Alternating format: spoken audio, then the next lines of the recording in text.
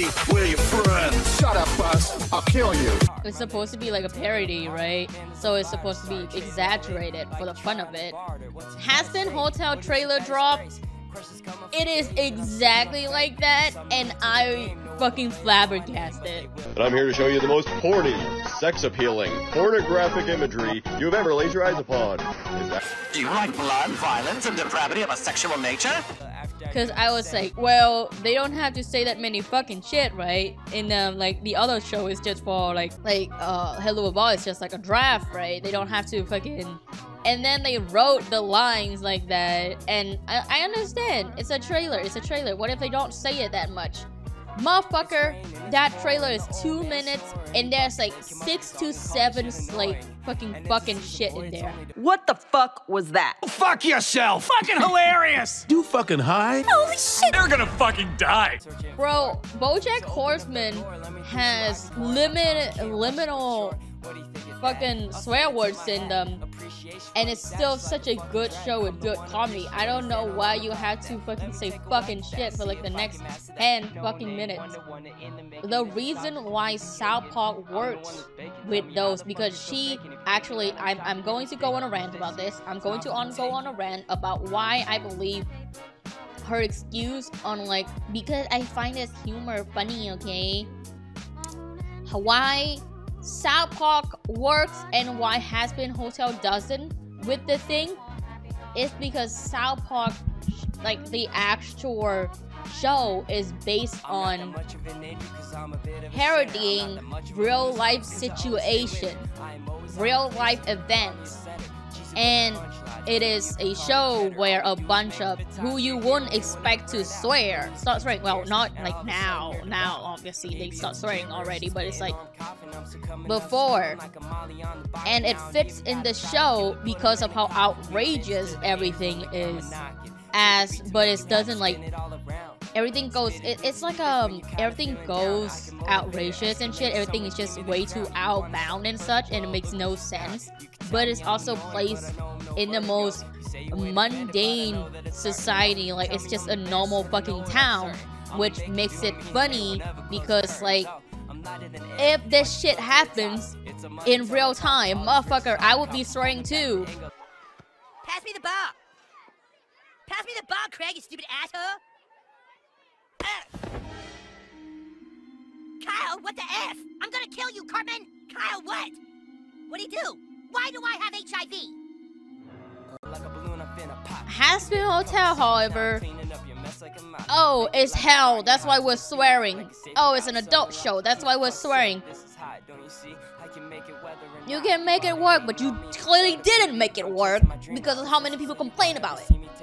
It's out of place.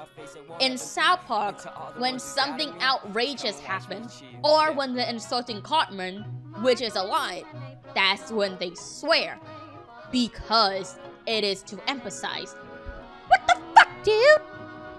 Because it's just funny that way. It's funny when you emphasize on this one particular, because you understand that they have every right to swear like that. They have every right to fucking insult him like that because it's fucking Cartman. Like, they don't even swear that much anymore. Swear words isn't the funny part of South Park. It's an addition to the already horrific world that they are in. That is not the punchline. The punchline is not that they are swearing. The punchline is that it is so outrageous that their response makes it funny. The punchline is the build-up of that joke. The punchline is the thing that happened around them. Like when the fucking Satan himself comes up and destroy everyone just to meet his son. That is outrageous. That is funny. The fucking punchline is Kenny fucking dying every fucking episode, and people act like it is fine. It is fucking like normal. That's the punchline. I'm tired, guys. Think I'm gonna go to bed. The punchline is not fuck. The punchline is not holy what the shit, why?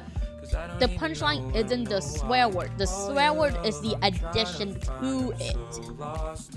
It's the delivery of said swear words. It's the situation that swear words force the character to come up with. The bizarre insults. One of my favorite fucking like South Park jokes doesn't even have that many swear words. The swear word wasn't the fucking punchline. It was, I don't know how to play bass. Token, how many times do we have to go through this? You're black, you can play bass. I'm getting sick of your stereotypes. Be as sick as you want, just give me a goddamn bass line!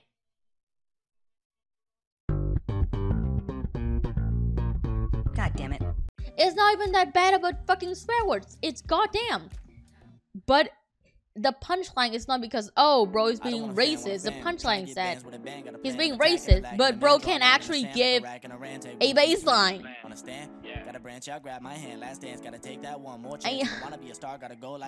Adult comedy doesn't come from just using the swear words.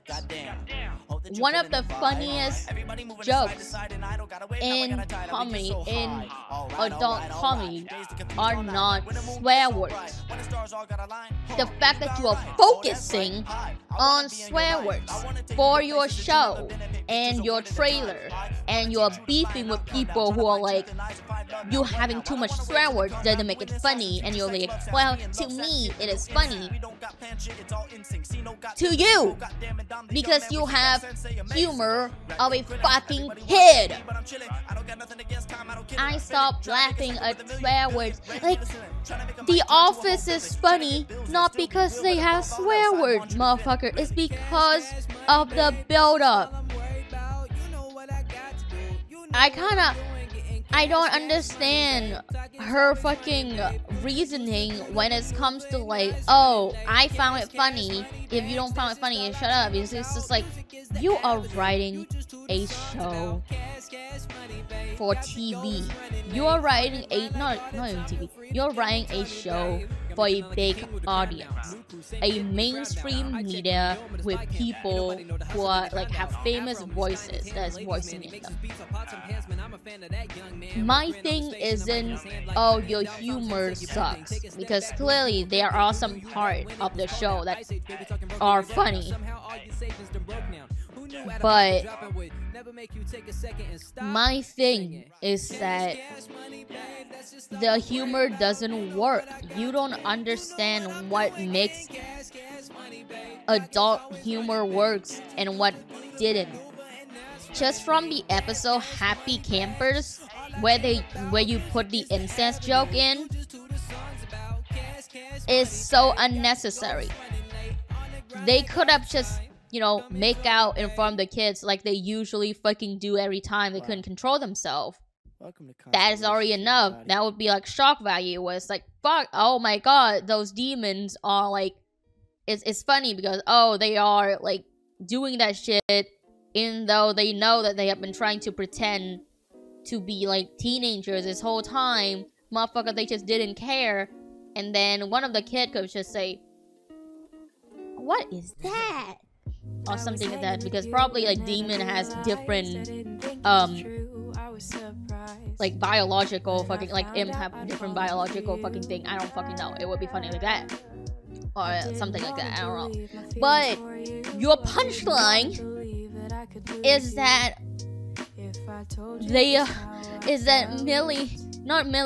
Miller, the famous fucking kid that is on TV apparently, get in incest. And I have to wonder, what part of that joke was funny to you? Massive incest fetus is launched into space. That happened. Please tell me, boy, and that doesn't even have swear words in them, I guess, which is, oh no, it doesn't have swear words. That's probably why it's unfunny. Oh, well, you know what? I kind of get it. When she doesn't write swear words, her joke doesn't fucking land. Also, if you're a chick, maybe give up on your dreams now, because I'm not gonna lie, women just ain't funny. Anyway! There's so many writing problems I have with Helluva Boss and Hazbin. Like, just genuinely. I have with it. I had like Hazbin isn't out yet, so I can't say anything. But Helluva Boss, so many writing prompts as I wouldn't even call me a professional writer, but as someone who reads a lot, who consumes a lot of media, I feel like the opinion of the audience also should impact the way you write your creation. Because if you are not appealing to the audience that you're supposed to appeal to, something is not hitting. If it's 1 or 2 person, that's fine, I guess. It's not their thing. But the way they point it out and the way the majority of the people pointing your problems out, it's like the majority of them pointing out the same problem. I feel like there is something wrong with your writing that you are not taking into consideration about. We are not mad. We are not making fun of you because, oh, it's Vivziepop.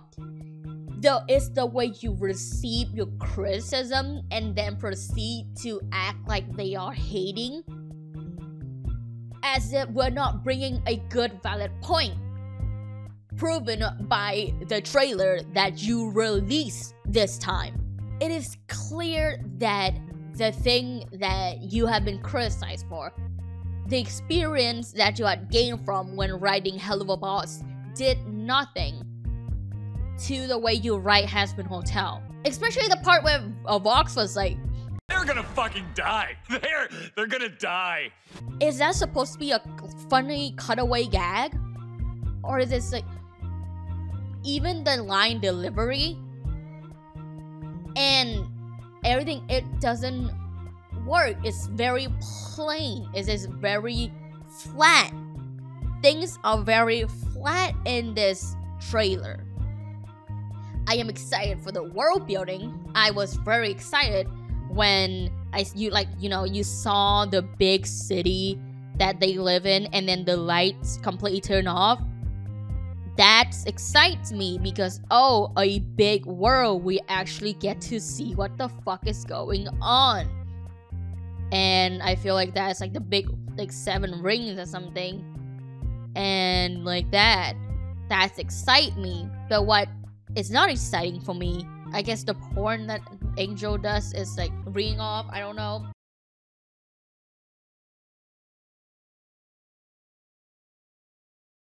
I am not excited for the humor at all. I am especially excited for the animation.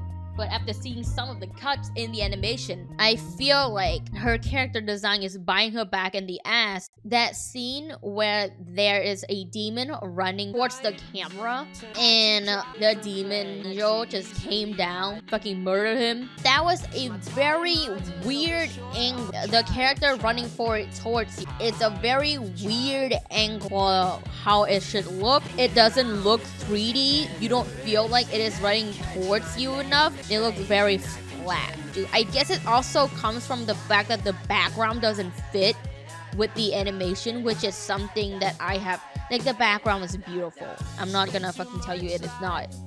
But it has the same problem with, like, High Guardian Spice that I noticed, where it seems like just doesn't feel like the character is being animated while taking the background into consideration, or at least taking the 3D aspect of the world into consideration. Because when he runs up, it's very rushed for one. We don't see the impact of it. I guess it's a trailer, but at the same time, when you release a trailer, the scene that you're putting it in is supposed to be scenes that the viewers can feel like the impact from those scenes, can be excited for them, and can feel the impact of them, so they get excited for the actual thing. The fact that I am not feeling that and I'm actually criticizing it because I see how like flawed it is saying a lot. I know that there are good animation scenes, but like, I'm not saying that the animation is bad. I'm saying the art, the animation is good. There's just certain parts of it that is very prominent from their experience on working on Helluva Boss, convert over to Hazbin Hotel. Like, they didn't improve on that, which is not the, I would say it's not the animator's fault, as they are just following the thing. I feel like it might be storyboard or something like that. I don't know, I'm not sure, but it's just that one shot. I would not criticize the whole show for like the whole animation segment just for that one shot, but I do hope that that doesn't happen again, or at least like those shots, like there would not be that many shots that would convey the thing that I'm feeling when I watch that shot, like how wrong it looks. Other than that, my problem is just the writing. My problem is it has always been the writing. My problem will always be the writing. My problem isn't Vivziepop. My problem isn't character design. I couldn't care less, because honestly, whatever works, I guess. Like, I have beef with character design, and especially like how like the time accuracy that the outfit or like the design of most demons are. But I am not an expert in character design for like the time period or clothing. I'm not an expert on that, so I would not touch on that. I think the person who can do it best when discussing like character design and such would be Art Lover. Art Lover on YouTube is such a good artist and a good story. But other than that, my problem is the writing. My problem will fucking be the writing forevermore. Because I just feel like there should have been more. Like more. There is more things that they could have done. Because I could clearly see there are passion in it. I'm not denying the fact that they are not passionate in it in making the project. It's just, it fell flat. The joke fell flat.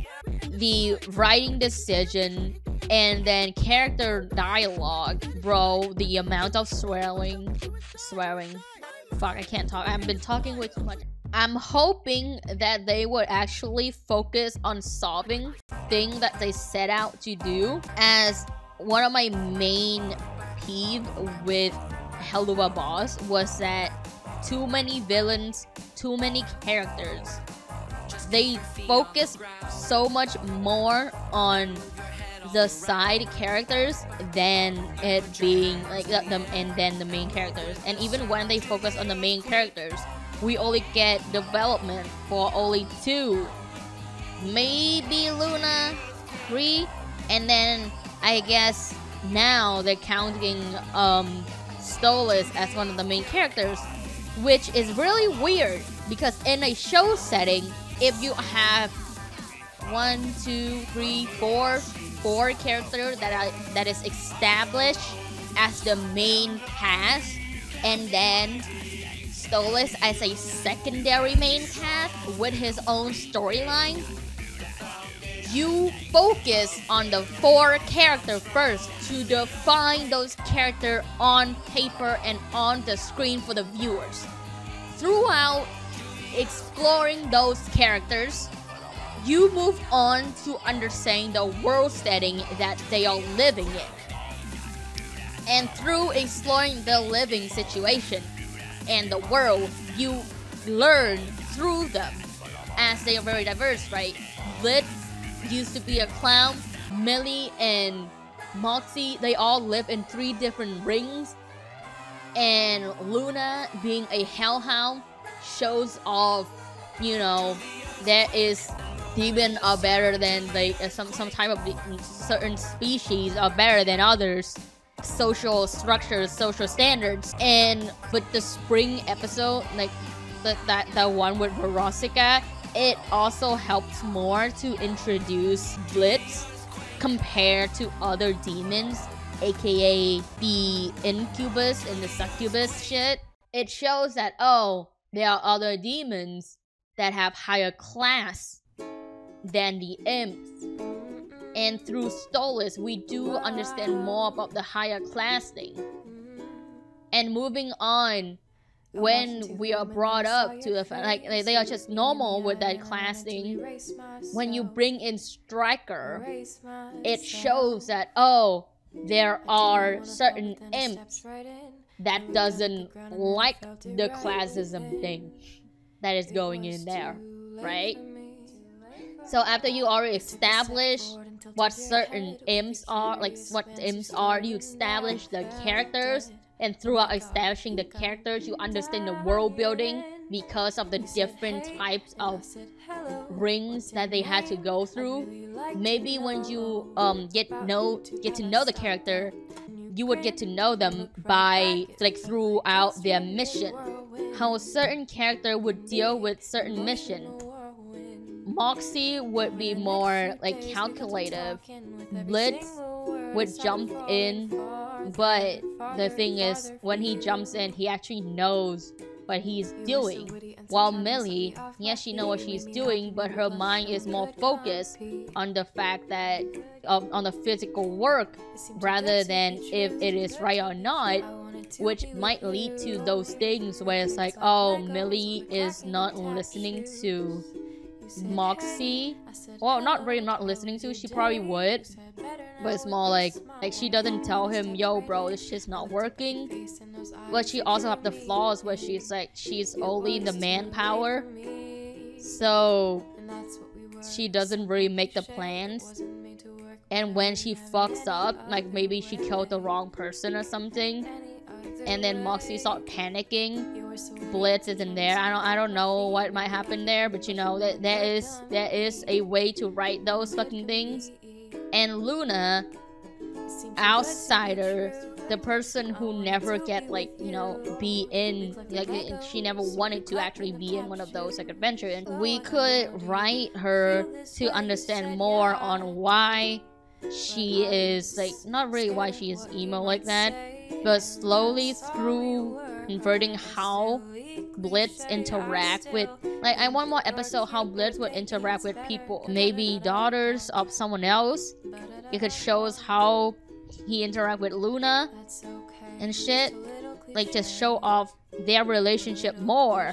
After establishing the dynamic of the main 4 characters with the main, like, what you want when you express those characters is that you need to let the viewers know what their goals are. What is the thing that they are strive to become? Blitz wanted to make a successful business, right? What is Millie and Moxie then? They're married and they want to work for him? Like, what is the point of them working with him for? Like, why do they need a job? And couldn't they just get a job somewhere else? Like, what's going on? I understand Luna working for him as she is adopted by him, but Moxie and Millie has no reason to just work for him. Well, maybe after the episode with Crimson, like, we understand why he want to work for him, but at the same time, it's like, no, it really didn't. He's just his cellmate. There's really not really like a good reason on why he settled for that job, when clearly he could have done shit like better than that. You're not getting your goddamn paycheck for this one, Mox. And also Millie too, like, maybe show her that she is more of an, like, she is the manpower, but in her fucking country, like in her ring, she isn't. Because she is always an outsider, she is always an outcast, and everybody does things better than her or some shit. That's why she has the insecure of like, oh, now everybody has never focused on me before because I have always not been enough for my family or the ring that I live in, which mainly focus on manpower because they are farm, and maybe focus on that, and leading to the reason why, oh, this is why I feel better when, at least like in this one small incident, people start caring for me for who I am and not like, you know, just caring for her because she's this and that, she's the manpower. Because all we know of her is she is the manpower, but maybe she doesn't, like, maybe that's why, you know, we know her as the manpower, we know her as the strong one, and we're impressed by it. But maybe that is the very common thing in where she lives. That's why maybe, like, you know, her sister does it better than her in the more like, oh, she hides the body better, like she's better at this. And people, because it is the common thing, they don't feel impressed by her. But it's also one of the main things that they're focusing on. So any of her other like skill, they don't focus on that. leading to her feel like she doesn't belong, or at least like she doesn't get appreciated enough, because everything she does is very mundane in her place. And in here, in this one episode, people actually cared about what she does. That already builds enough character through 2 episodes. It doesn't. It matters how I feel about myself. And for once, I feel like I'm important. Moxie, oh my god, I have so much to say. I have so much that I could rewrite about this whole show. I might make a fucking video. I don't know. What if I do? What if I do? What if I rewrite the whole fucking thing from season 1 to season 2 of Helluva Boss? What then? Huh? Oh my god. Oh, my brain hurts. I have a problem with Vivziepop writing, and I know I can do better. At least I know I can do the bare minimum and at least make it more interesting or more understandable. Yes, this trope of like characters not being appreciated, it is common. But the thing is, when you're writing characters, they are characters, and you should give the audience information so they could analyze the character and they could understand the character as they are characters. They are people on a screen. You need to use those characters as props to convey what you want the viewers to see. With you only posting shit on Twitter and then not conveying anything throughout your plot and having writing problems, and then people constantly talks about your writing problems to the point where they had to fucking mock you for your fucking way of writing humor, and then you don't take anything in. Oh my god, this girl is gonna be the death of me. I have followed Vivziepop way back in Luphobia. I ate up Luphobia because I was also a kid and I didn't know about writing, right? And I understand the world of Luphobia because it seemed interesting. Oh, a world where it's only like animal based, or at least like mythical creature based, with one human and such, because the said human isn't sociable and she has not fit in at all with society. In no way she could get it work. And then this one manipulative person is like, you know, manipulating a situation, letting her to live in the world and the setting that they built in the school of Luphobia.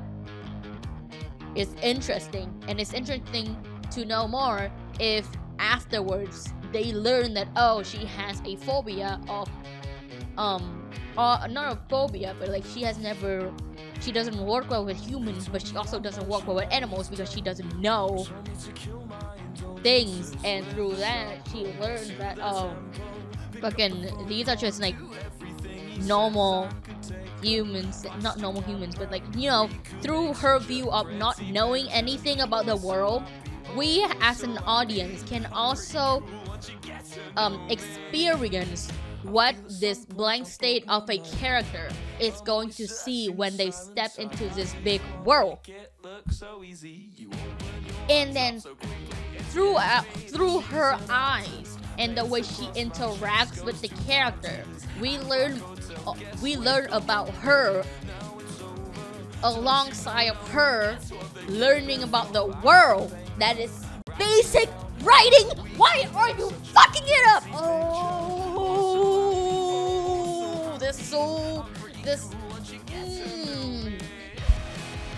I'm ill. How long have I been streaming for? I don't want to hate her. I don't want to hate her writing. I have opinions about them. But when a large majority of your fan base or your viewers are having the same opinion about your writing, they are not trying to look down on you. They are not trying to sabotage you. if they are repeating the same problem, they are trying to help you understand the problem need to be fixed. You actively ignoring the problem that they have put out. I can understand if she was one of those small like content creators, like a small writer. All these people bashing her is not right. But this woman is an industry person. When you're working in the industry, you have to learn to take criticism from people to your heart, like take it in heart, and try your best to, you know, prevent it from happening again. To take in what you have learned from your past projects and improve on them. So why in the hell have bro not improved?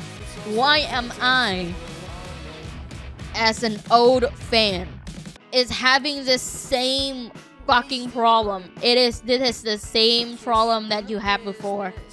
This will be the same problem in this show. And when people like, oh, I hope she improves from like this compared to Helluva Boss, I'm like, it's not gonna happen, because this is the same problem she has in Luphobia, and she brought this same problem over to Hazbin Hotel and Helluva Boss pilot. So I doubt that it is going to change anytime soon, because she as a person has settled for this as her writing point.